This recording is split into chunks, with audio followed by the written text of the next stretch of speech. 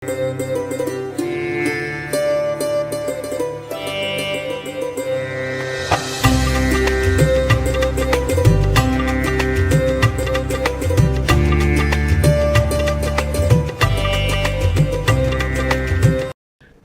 ಶಂಕರ ಸದಾಶಿವ ಸಮಾರಂಭಂ ಶಂಕರಾಚಾರ್ಯ ಮಧ್ಯಮಾಂ ಅಸ್ಮದಾಚಾರ್ಯ ಪರ್ಯಂತಂ ವಂದೇ ಗುರು ಪರಂಪರಾಂ ಶ್ರುತಿ ಸ್ಮೃತಿ ಪುರಾಣಾನಾಂ ಆಲಯಂ ಕರುಣಾಲಯಂ ನಮಾಮಿ ಭಗವತ್ಪಾದಂ ಶಂಕರಂ ಲೋಕಶಂಕರಂ. ನಾಡಿನ ಸಮಸ್ತ ವೀಕ್ಷಕ ಬಂಧುಗಳ ಪಾದಾರವಿಂದಗಳಿಗೆ ನನ್ನ ಶಿರಸಾಷ್ಟಾಂಗ ನಮಸ್ಕಾರಗಳು.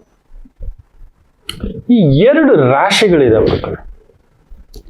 ನೀವು ಏನೇ ಮಾಡಿದರೂ ನಿಮಗೆ ಭೂಮಿ ಮನೆ ಕಟ್ಟೋದು ತಗೊಳ್ಳೋದು ಅನ್ನುವ ವಿಚಾರದಲ್ಲಿ ನಿಮಗೊಂದು ತಡೆ ಹಾಕಿ ಒಡೆದು ಬಡಿದು ಎಳೆದು ಆಮೇಲೆ ನಿಮ್ ತಟ್ಟೆನಲ್ಲಿ ಒಂದು ಒಳ್ಳೆ ಪ್ರಸಾದ ಬಂದಂಗೆ ಬರುತ್ತೆ. ಬಟ್ ಬರೋ ಅಷ್ಟರಲ್ಲಿ ದಣದೋಗ್ಬಿಟ್ಟಿರ್ತಾರೆ. ನಿಮ್ಮ ಕನಸಿನ ಮನೆ, ನಿಮ್ಮ ಕನಸಿನ ಗೃಹ, ಆ ಒಂದು ಬದುಕು ಕಟ್ಟಲಿಕ್ಕೆ ಜಾಗ ಸುಮ್ಮನೆ ಅಲ್ಲ. ಜಾತಕಗಳ ಈ ಒಂದು ಪರಾಮರ್ಶೆ ನಾನು ಈ ಒಂದು 32 ವರ್ಷಗಳ ಈ ಒಂದು ಅನುಭವದಲ್ಲಿ, ಈ ಪಯಣದಲ್ಲಿ 30+ years ಅನುಭವದಲ್ಲಿ, ಲಕ್ಷಾಂತರ ಜಾತಕಗಳ ಈ ಒಂದು ಅನುಭವದಲ್ಲಿ ಇದೆಲ್ಲೂ ಇಲ್ಲ. ನಾನು ತಿಳ್ಕೊಂಡಿರೋದು, ಕಂಡುಹಿಡಿದಿರೋದು ರಿಸರ್ಚ್ ಡೇಟಾ ಮೇಲೆ. ಇಲ್ಲಿ ಏನಕ್ಕೆ ಇವರಿಗೆ ಹಿಂಗಾಗುತ್ತೆ? ಹೌದು, ಕೆಲವ್ರಿಗೆ ಯೋಗ ಹೇಗಾದ್ರೂ ಸರಿ ಜೀವಮಾನದಲ್ಲಿ ಅವರೊಂದು ಮನೆ ಮಾಡ್ತಾರೆ. ಈ ಎರಡು ರಾಶಿಗೆ ಖಂಡಿತ ಭೂಮಿ ಬರುತ್ತೆ. ಬಟ್ ಈಸಿಯಾಗಿ ಬಂತು ಅಂದ್ರೆ ಕಳ್ಕೊತೀರಿ, ಖಂಡಿತ ಕಳ್ಕೊತೀರಿ. ನಾನು ನೋಡಿದ್ದೇನೆ. ಆಮೇಲೆ ಇನ್ನೊಂದು ವಿಚಿತ್ರ, ಪಿತ್ರಾರ್ಜಿತ ಆಸ್ತಿ ಸ್ವಲ್ಪ ತೊಂದರೆ ಇವರಿಗೆ. ಅದ್ ಬಂದ್ರು ಸಿಗೋಲ್ಲ, ಇಲ್ಲ ತಗೊಳ್ಳಲ್ಲ, ಇಲ್ಲ ಕೊಟ್ಟು ಬಿಡ್ತೀರ. ಸ್ವಯಾರ್ಜಿತ ಆಸ್ತಿಯೇ ನಿಮಗೆ ಬರುವುದು ಒಂದು ಗಂಡನಿಂದ, ಇಲ್ಲ ಹೆಂಡತಿಯಿಂದ, ಇಲ್ಲ ನೀವು ದುಡಿತೀರಿ. ಹೆಂಡತಿ ಒಂದು ಆಲ್ರೆಡಿ ಇದೆ, ಅದು ನಿಮ್ದೆ. ಗಂಡಂದೊಂದಿದೆ, ಅದು ನಿಮ್ಮದೇ. ಇಲ್ಲ ನೀವು ಸ್ವಯಾರ್ಜಿತವಾಗಿ. ಈ ಎರಡು ರಾಶಿಗೆ ನಾನು ಗಮನಿಸಿದೆ. ಕಾರಣ ಅದನ್ನ ನಾನು ಆ ಒಂದು ಕಾಂಬಿನೇಷನ್ ಕೂಡ ಕೊಡ್ತೇನೆ. ಮಿಥುನ ರಾಶಿಗೆ ಲಾಭಾಧಿಪತಿ ಈ ಎರಡು ರಾಶಿಗಳಲ್ಲಿ ಮೊದಲನೇ ರಾಶಿ ಮಿಥುನ ರಾಶಿ. ನಿಮಗ್ ನೋಡಿ 11ನೇ ಮನೆ ಅಧಿಪತಿ ಬಂದು ಕುಜ.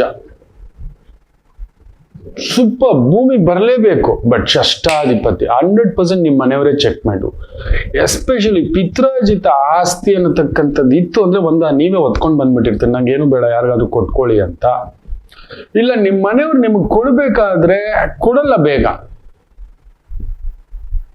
ನೋಡಿ, 40 ಆಗಿದೆ, ಮಗ ಬಂದು ಬುದ್ಧಿವಂತ ಆಗಿದ್ದೇನೆ, ಏನ್ ಮಾಡ್ಬಿಡ್ಬೇಕು, 10 ವರ್ಷ ಮಾರಬಾರ್ದು ಅಂತ ಒಂದು ದಾನ ಪತ್ರ, 15 ವರ್ಷ ಇಲ್ಲ ನಾನಿರೋವರೆಗೂ ಮಾರಬಾರ್ದು ಅಂತ ಹೇಳ್ಬಿಟ್ಟು ಕೊಟ್ಬಿಡ್ಬೇಕು, ಅನುಭವಿಸ್ಲಿ ಅಂತ. ಏನೋ ಭೋಗ ಬಳಸ್ಲಿ ಅಂತ. ಬರಲ್ಲ. ಹೌದು ಅಲ್ವೋ ಹೇಳಿ ಮಿಥುನ್ ರಾಶಿ? ನಿಮಗೆ ಬರಬೇಕಾದ ಪಿತ್ರಾರ್ಜಿತ ಆಸ್ತಿ ಷಷ್ಠಾಧಿಪತಿ ಕುಜ, ನಿಮಗೆ ಲಾಭಾಧಿಪತಿನೂ ಕುಜ, ಷಷ್ಠಾಧಿಪತಿಯೂ ನಿಮಗೆ ಕುಜ. ಸೊ ದೇರ್ ಇಸ್ 100% ನಿಮಗೆ ಪ್ರಾಪರ್ಟಿ ವಿಚಾರದಲ್ಲಿ ಅಲ್ಲೊಂದು ತಲೆನೋವು ಕೊಡ್ಬೇಕು. ನೀವು ತಗೊಂಡ ಜಾಗದಲ್ಲಿ ಅಕ್ಕಪಕ್ಕ ರೋಡು, ಕಟ್ಟಿದ ಮೇಲೆ ಸರಿಯಾಗಿ ರೆಂಟ್ ಬರೋಲ್ಲ. 100% ಹೇಳ್ತಾನೆ ಮಿಥುನ್ ರಾಶಿಯವರು ಜಾಗ ಮಾರ್ಕೊಳ್ಳೋಂಥ ಪರಿಸ್ಥಿತಿ, ಇಲ್ಲ ಜಾಗದ ಮೇಲೆ ಕೇಸಿನ ಪರಿಸ್ಥಿತಿ. ನಿಮ್ಗೊಂದು ಗಿಫ್ಟ್ ಬರುತ್ತೆ, ಗಿಫ್ಟ್ ತರ ಜಾಗನೂ ಬರುತ್ತೆ. ಯಾಕಂದ್ರೆ ಲಾಭ, ಷಷ್ಠೇ ಲಾಭಂ ಗೊತ್ತೇ ಇರೋಲ್ಲ ಆಕಸ್ಮಿಕವಾಗಿ. ಬಟ್ ವಯಸ್ಸಾದ ಮೇಲೆ ಬರ್ಬೋದು, ಇಲ್ಲ ಬೇಗನೆ ಬರ್ಬೋದು. ಮುಳಿಸ್ಕೊಳಕ್ ಬಿಡಲ್ಲ. ಬೇಗ ಬಂತು ಅಂದ್ರೆ ಮಾರ್ಕೊಬಿಡ್ತೀರಿ. ಏನೋ ಒಂದು ಕಮಿಟ್ಮೆಂಟ್.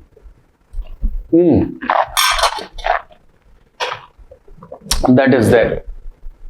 ಏನೋ ಒಂದು ಕಮಿಟ್ಮೆಂಟ್ ಮಾಡಿಸ್ತಾನೆ, ನಿಮ್ಮನ್ನ ಸುಮ್ಮನೆ ಇರ್ಲಿಕ್ಕೆ ಬಿಡಲ್ಲ. ಇಲ್ಲ ಅದ್ರ ಮೇಲೆ ಸಾಲ ಮಾಡ್ಕೊಳ್ಳೋ ಅಂತ ಪರಿಸ್ಥಿತಿ. ನಿಮಗಿರ್ತಕ್ಕಂಥ ಲಾಭ ಬರಲೇಬೇಕು, ಜಾಗ ಆಗ್ಲೇಬೇಕು. ನಾವು ಅವಾಗ ಹೇಳ್ತಾನೆ ಅದನ್ನ ಚೇಂಜಸ್ ಮಾಡ್ಲಿಕ್ಕೆ ಆಗೋದಿಲ್ಲ. ಉಗುರಲ್ಲಿ ಹೋಗೋದಿಕ್ಕೆ ಕೊಡ್ಲಿ ಯಾಕೆ ಅಂತ ಹೇಳ್ತೇವೆ. ವಿಧಿಯನ್ನ ಚೇಂಜ್ ಮಾಡಕ್ ಹೋಗ್ಬಿಡ್ತಾರೆ ತುಂಬಾ ಜನ. ನಾನು ನೋಡ್ತೇನೆ, ಹೇಗಾದ್ರೂ ಪರಿಹಾರ ಕೊಡಿ ಗುರುಗಳೇ, ನಮ್ಗೆ ಬೇಕೇ ಬೇಕು ಗುರುಗಳೇ. ಇಲ್ಲ, ಅದ್ರಲ್ಲಿ ಬೇರೆ ಇನ್ನೊಂದು ಆಲ್ಟರ್ನೇಟಿವ್ ಇದೆ.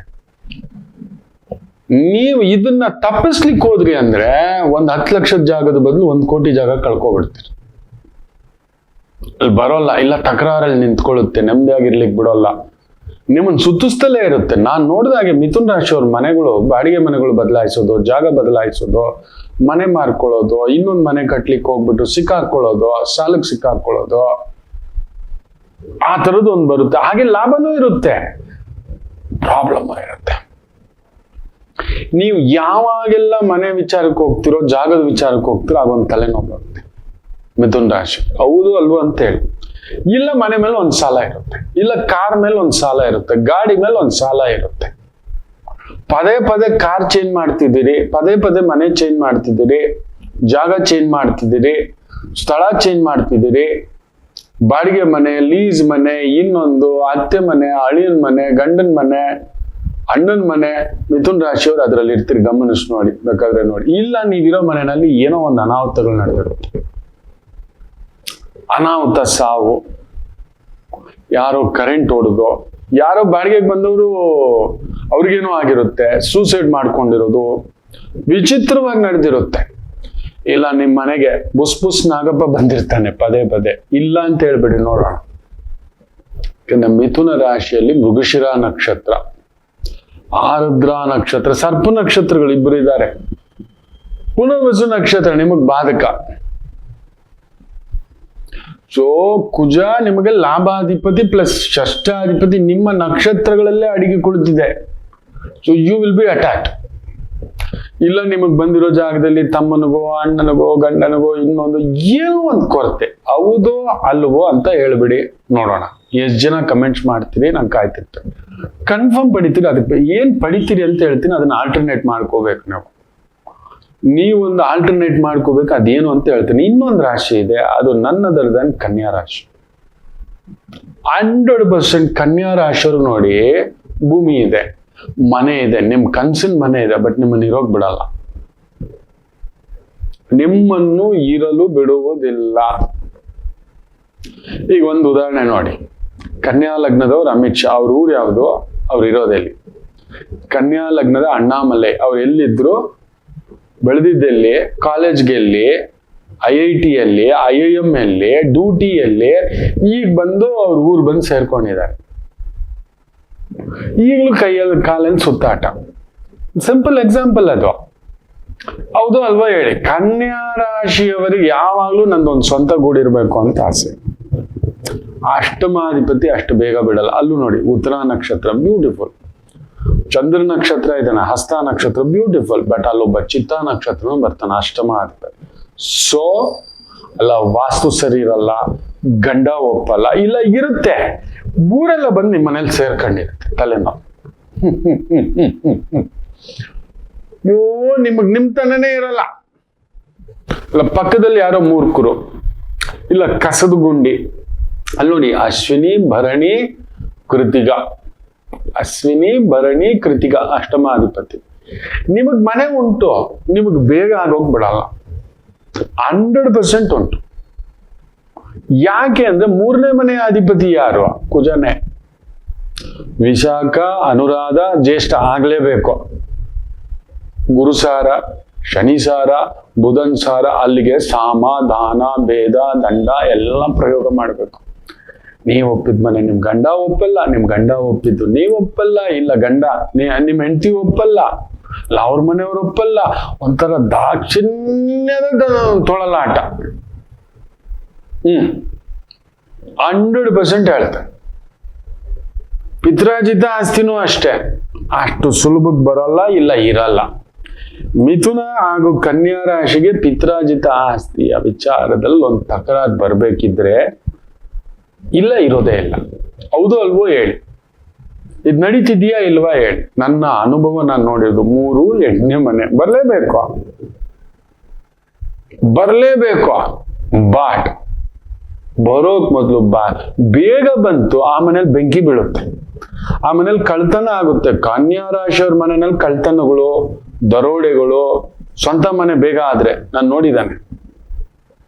ಆ ಮನೇಲಿ ಅನಾಹುತ ಸಾವುಗಳು, ಆಕಸ್ಮಿಕ ಕದಲಿಕೆಗಳು, ಬೇರೆ ಬೇರೆ. ನಿಮಗೂ ಅಷ್ಟೇ, ಅಷ್ಟಮಾಧಿಪತಿ ಕುಜ ಆಗಿರೋದ್ರಿಂದ ಬಾಡಿಗೆ ಮನೆ ಇತ್ತು ಅಂದ್ರೆ ಎಕ್ಸ್ಚೇಂಜ್ ಮಾಡ್ತಲೇ ಇರ್ಬೇಕು.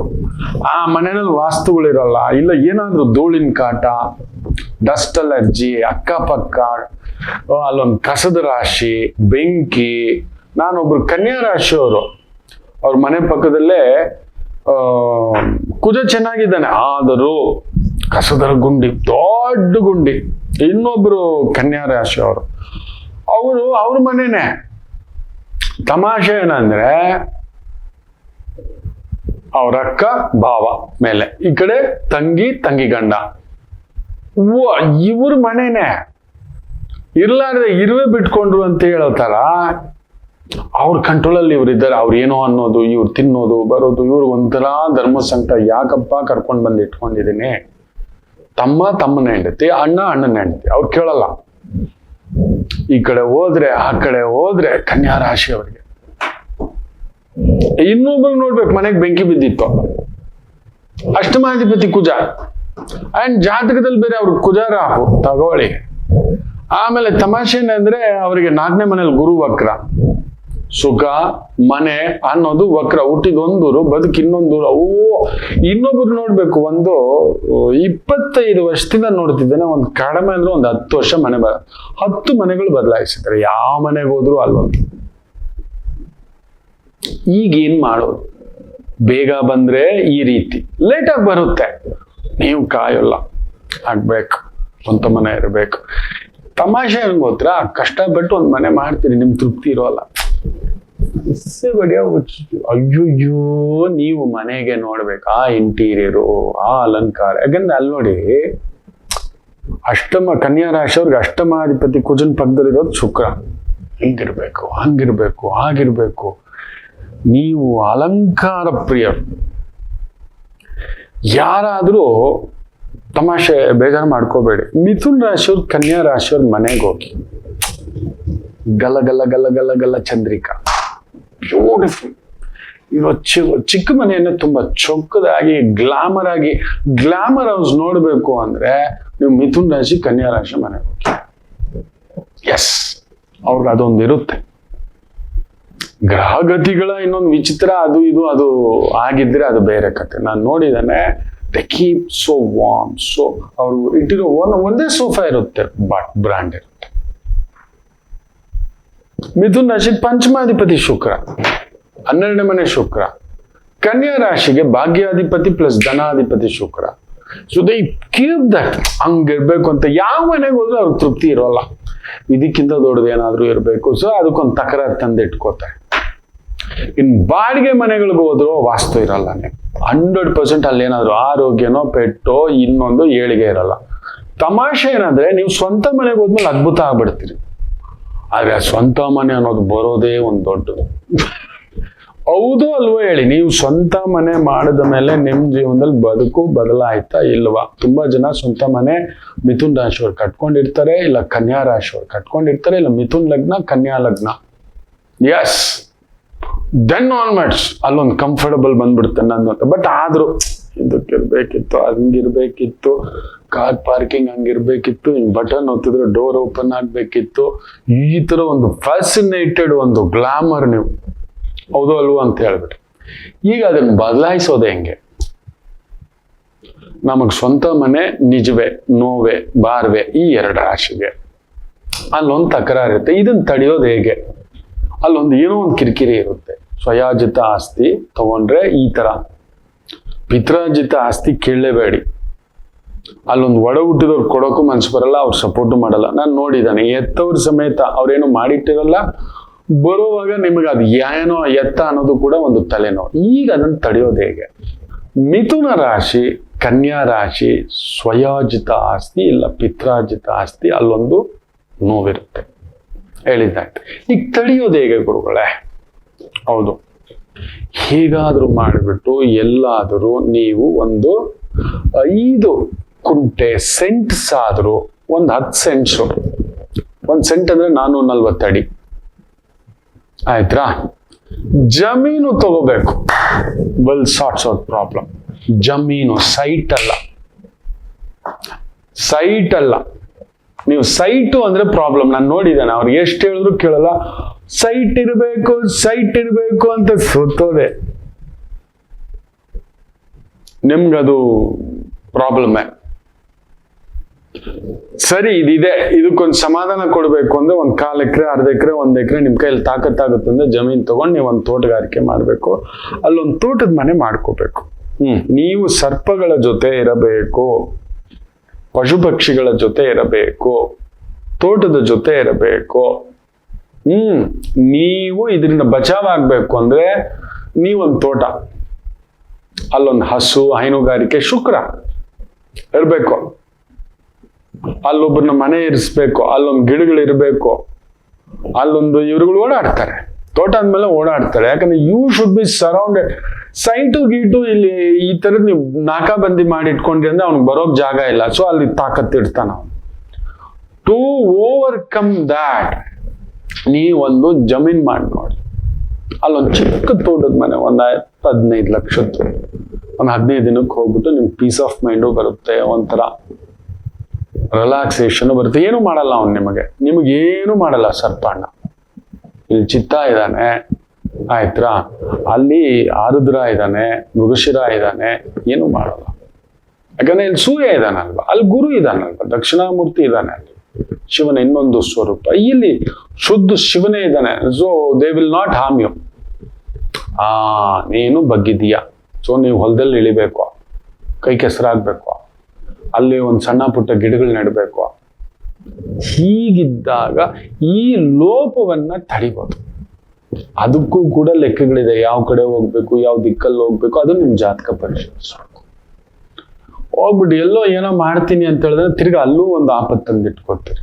ನಿಮ್ ಜಮೀನಲ್ಲಿ ದೊಡ್ಡದಾಗ ಬೆಳೆನೂ ಆಗ್ಬಾರ್ದು, ಬರೋಲ್ಲ. ಹೌದು, ಅಷ್ಟಮಾಧಿಪತಿ ಪ್ಲಸ್ ಷಷ್ಠಾಧಿಪತಿ, ದೊಡ್ಡ ಬೆಳೆ ಹಾಕ್ಬಿಡ್ತೀನಿ. ಅದು ನಿಮ್ ಬರೀ ನಿಮ್ ಯೂಟ್ಯೂಬ್ ಕತೆ, ಅದು ಪೇಪರ್ ಕತೆ, ವೈಟ್ ಪೇಪರ್ ಬರೆಯೋ ಕತೆ. ಅದು ಸುಮ್ಮನೆ ಅದಕ್ಕೆ ದೊಡ್ಡದಾಗಿರಬಾರ್ದು. ಒಂದು 1/2 ಎಕರೆ, ಮ್ಯಾಕ್ಸಿಮಮ್ ಒಂದು 3 ಎಕರೆ, ಏನೋ ಒಂದು ತೆಂಗು ಹಾಕಿದೀನಿ ಲಾಂಗ್ ಟರ್ಮ್. ಈ ತರ ಒಂದು ತೇಗ ಹಾಕಿದೀನಿ, ಡನ್. ಒಂದು ನೆಲ್ಲಿಕಾಯಿ ಗಿಡ ಹಾಕಿದೀನಿ, ಒಂದು ನುಗ್ಗೆಕಾಯಿ ಗಿಡ ಹಾಕಿದೀನಿ. ನಾನು ಹೋಗಿ ಒಂದು ಫ್ಯಾಮಿಲಿ ಇಟ್ಟು ಈ ತರ ಮೇಂಟೈನ್, 1-2 ಹಸು, 2 ಕುರಿ, ಈ ತರದ್ದು ಒಂದು ಹೈನುಗಾರಿಕೆ, ಡನ್. Not major. ನಂಗೆ ತಿಂಗಳು 5 ಲಕ್ಷ ಬಂದ್ಬಿಡ್ಬೇಕು, 2 ಲಕ್ಷ ಬಂದ್ಬಿಡ್ಬೇಕು, ಸಬ್ ಕುಚ್ ನೈಯೇ. ನೀವು ಅಲ್ಲಿರ್ಬೇಕು. ನಿಮ್ಗೊಂದು ಜಮೀನ್ ಇದ್ರೆ ಜಮೀನಲ್ಲಿ ಮನೆ ಮಾಡ್ಕೊಂಡೆ ಉಳಿಯುತ್ತೆ, ಏನು ತೊಂದರೆಗಳು ಬರಲ್ಲ. ನೀವು ಮಾಡೋಕೆ ನೀವು ಇಲ್ಲಿ ಹೋಗ್ತೀರಿ, ಸೈಟು ಬೆಂಗಳೂರಲ್ಲಿ ಸೈಟು, HSR ಲೇಔಟಲ್ಲಿ ಸೈಟು, ಡಾಲರ್ಸ್ ಕಾಲನಿಯಲ್ಲಿ ಸೈಟು, ನಿಮ್ ಕನ್ಸುಗಳು ಶಿವ ಇಲ್ಲ ಅಂತ ಹೇಳಿಬಿಡಿ ನೋಡೋಣ. ಯಾರಾದ್ರೂ ಒಂದ್ ಮನೆ ಕಟ್ಟಬೇಕು ಅಂದ್ರೆ ಮಿಥುನ್ ರಾಶಿ, ಕನ್ಯಾ ರಾಶಿ ಅವ್ರ ಜೊತೆ ಹೋಗಿ ಕೂತ್ಕೊಳ್ಳಿ. ಅವ್ರನ್ನ ನೋಡಿ ಅವ್ರು ಕೊಡೋ ಒಂದು ವಾವ್, ಕಟ್ಟದ ಇಲ್ವಾ ಅವ್ರು ನೋಡಿ, ನೀವು ಕಾಸ್ಟಿಂಗು, ಬಜೆಟಿಂಗು, ಇಂಟೀರಿಯರ್, ಅಲಂಕಾರ, ದೇವ್ರ ಮನೆ, ಕಿಚನ್ ಹೆಂಗ್ ಬರ್ಬೇಕು, ಡೋರ್ ಹೆಂಗಿರ್ಬೇಕು, ಮೈನ್ ಡೋರ್ ಹೆಂಗಿರ್ಬೇಕು, ಬೆಡ್ರೂಮ್ ಹೆಂಗಿರ್ಬೇಕು, ಬೆಡ್ರೂಮ್ ನಲ್ಲಿ ಕಾಟ್ ಹೆಂಗಿರ್ಬೇಕು, ಇವ್ರನ್ನ ಕೇಳಿ. ನೀವು ನಿಮ್ ಪಕ್ಕದಲ್ಲಿ ಮಿಥುನ ಕನ್ಯಾ ಇತ್ತು ಅಂದ್ರೆ ಯಾರಾದ್ರೂ ಸರಿ ಮನೆ ಕಟ್ಟಬೇಕಾದ್ರೆ ಇವ್ರ ಜೊತೆಲಿ ಕೂತ್ಕೊಳ್ಳಿ. ಬಾ, ನಿಜವಾಗ್ಲೂ ಹೇಳ್ತಾನೆ, ಒಬ್ಬ ಇಂಜಿನಿಯರ್ ಆರ್ಕಿಟೆಕ್ಚರ್ ಕೂಡ ಕೊಡಲ್ಲ, ಅಷ್ಟು ಒಂದು ಡಿಸೈನಿಂಗ್ ಕಾನ್ಸೆಪ್ಟ್ಸ್ ಇವ್ರ ಹತ್ರ ಇರುತ್ತೆ. ಇಲ್ಲ ಅಂತ ಹೇಳ್ಬಿಡ್ಲಿ ನೋಡೋಣ. ಹೌದು ಅಲ್ವಾ, ಕಾಯ್ತಿರ್ತೇನೆ ನಾನು. ಈ 2 ರಾಶಿಗೆ ಮಾತ್ರ ಮನೆ ಕಟ್ತೀರಿ, ಜಾಗ ಮಾಡೇ ಮಾಡ್ತೀರಿ. But punch in the back, ಮೂಗು ಬಾಯಿನಲ್ಲಿ ಸರಿಯಾಗಿ ರಕ್ತ ಬರ್ಸಿ ಒದ್ದ. ಯಾಕಂದ್ರೆ ಷಷ್ಠಾಧಿಪತಿ ಅಂಡ್ ಅಷ್ಟಮಾಧಿಪತಿ, ದಟ್ ಇಸ್ ಅ ಥ್ರೆಟ್. ಬಡ್ದು ಕಿತ್ತೇ ಕೊಡೋದು. ನಾನು ಒಬ್ರು ಕನ್ಯಾ ರಾಶಿಯವ್ರು ನೋಡಿದ್ದೆ, ಯಾರೋ ಸೈಟಲ್ಲಿ ಮನೆ ಕಟ್ಟಕ್ ಹೋಗ್ಬಿಟ್ಟಿದ್ರು, ಕರ್ಸಿದ್ರು ಪೂಜೆಗೆ, ಬಚಾವ್. ಇನ್ನೊಬ್ರು ಕನ್ಯಾ ರಾಶಿ ನೋಡ್ಬೇಕು, ಮನೆ ಕಟ್ಲಿಕ್ಕೆ ಹೋಗ್ತಾರೆ, ಅವ್ರ ಮನೇಲಿ ಹಿರಿಯರೊಬ್ರು ತೀರ್ಕೋತಾರೆ. ಇನ್ನೊಬ್ರು ಕನ್ಯಾ ರಾಶಿ ನೋಡ್ಬೇಕು, ಮನೆ ಗೃಹ ಪ್ರವೇಶ ಮಾಡೋಣ ಅಂತ ಹೋಗ್ತಾರೆ, ಮನೇಲಿ ಹಿರಿಯರಿಗೆ ಸೀರಿಯಸ್ಸು. ಇನ್ನೊಬ್ರು ಮಿಥುನ್ ರಾಶಿ ನೋಡ್ಬೇಕು, ಮನೆ ಕಟ್ತಾರೆ, ಅಮ್ಮ ಅಪ್ಪನೇ ಮನೇಲಿಲ್ಲ. ಇನ್ನೊಬ್ರು ಮಿಥುನ್ ರಾಶಿ ನೋಡ್ಬೇಕು, 100 ಎಕರೆ ಇದೆ, ಏನು ಕೊಟ್ಟಿಲ್ಲ, ಹಂಚೆ ಇಲ್ಲ, ಒದ್ದಾಡಿ ಒಂದು ಫ್ಲಾಟ್ ತಗೋತಾರೆ. ತುಂಬಾ ಆ ತರ ಕೇಸುಗಳು, ಅದು ಸಾಲ ಇದೆ, ಲೋನ್ ಇದೆ. ಇನ್ನೊಬ್ರು ಮಿಥುನ್ ರಾಶಿ ಮನೆ ಕಟ್ಟಿದ್ಮೇಲೆ ಹಿಡ್ಕೊಂತು ಶನಿ, ಇರೋ ಗೌರವ, ಅಧಿಕಾರ, ದುಡ್ಡುಗೆಲ್ಲ ಕೂತು ಬಂದ್ಬಿಡ್ತು. There that is, I have seen it. ತುಂಬಾ ಆ ಥರದ್ದು ನೋಡಿದ್ದಾನೆ. ಸೊ ಅದರಿಂದ ದುಡುಕ್ಬೇಡಿ. ಜಯಲಲಿತಾ ಮಿಥುನ್ ರಾಶಿ, ತನ್ನ ಸ್ವಂತ ಮನೇಲಿ ಯಾರೂ ಇರಲಿಲ್ಲ. ಈಗ ನೋಡಿ ಯಾರೋ ಅದನ್ನು ಕೂಡ ನೋಡಿ ಗೌರ್ಮೆಂಟು ಹ್ಯಾಂಡ್ ಓವರ್ ತಗೊಳಕ್ ಹೋಗಿತ್ತು. ಅಲ್ಲೇನೋ ಕೋರ್ಟಲ್ಲಿ ಅವ್ರ ಕಡೆಯವ್ರು ಹಾಕಿ ಗೆಲ್ತಾರೆ. ಆಕೆ ಇಟ್ಟಂತ ಬಿಲ್ಲು ನಾಮನೋ ಇನ್ನೊಂದೋ ವಾಟ್ ಎವರ್. ಈಗ ಇನ್ನೊಬ್ರು ಇದ್ದಾರೆ, ಇರುವಷ್ಟು ದಿನ ಯಾರೂ ಇರಲಿಲ್ಲ, ಅದನ್ನ ಗೌರ್ಮೆಂಟ್ ಹ್ಯಾಂಡ್ ಓವರ್. ಇನ್ನೊಬ್ಬ ಪುಣ್ಯಾತ್ಮ ಜಗನ್ಮೋಹನ್ ರೆಡ್ಡಿ, ಮಿಥುನನೇ, ಅವನ್ ಪ್ಯಾಲೇಸ್ ಗತಿ ಈಗ ಏನಾಗಿದೆ, ಗೌರ್ಮೆಂಟ್ ಟುಕ್ ಓವರ್. ನೋಡಿ, ಮಿಥುನ್ ರಾಶಿ ಅವರಿಗೆ ಜಾಗ ಜಮೀನು, ಕನ್ಯಾ ರಾಶಿ ಅವ್ರಿಗೆ ಅಲ್ಲೊಂದು ಯಾರಾದ್ರೂ ಹಾಕ್ತಾರೆ, ಮುಚ್ಚಿಟ್ಬಿಟ್ಟು ಜಾಗ ಇಟ್ಕೊಂಡವ್ರೆ. ಏನೂ ಬೇಡ. ಕುಮಾರಸ್ವಾಮಿ ಅವರ ಮಿಥುನ ರಾಶಿಯ ಈಗ ಅಲ್ಲೊಂದು ಬಿಡದಿ ಜಾಗದಲ್ಲಿ 36 ಎಕರೆ, ಅಲ್ಲೊಂದು ಏನೇನೋ ಮಾತುಗಳು ಬಂದ್ಬಿಟ್ಟಿದೆ, ಗಮನಿಸಿ ನೋಡಿ. 40 ವರ್ಷದ ಹಿಂದ್ಗಡೆ ಅವ್ರು ತಗೊಂಡಿರೋದು, ಈಗಲ್ಲ. ಹೆಚ್ಚು ಕಡಿಮೆ 94-96 ಅಲ್ಲಿ ಸಮಥಿಂಗ್, 84-86 ಅಲ್ಲಿ. ಆಗ ಅವ್ರು ರಾಜಕೀಯಕ್ಕೆ ಬಂದಿರಲಿಲ್ಲ, ಅವರೊಂದು ಫಿಲಮ್ ವಿತರಕರಾಗಿದ್ರು, ಡಿಸ್ಟ್ರಿಬ್ಯೂಟರ್ ಆಗಿದ್ರು. ಆ ಸಂದರ್ಭದಲ್ಲಿ ಅವತ್ತೆಷ್ಟಿರುತ್ತೆ ಆ 36 ಎಕರೆ? ಹಬ್ಬಬ್ಬ ಅಂದ್ರೆ 1 ಲಕ್ಷ ಅಂದ್ರೆ 36 ಲಕ್ಷ, ಇಲ್ಲ 2 ಲಕ್ಷ 3 ಲಕ್ಷ ಇದ್ರೆ ಹೆಚ್ಚು.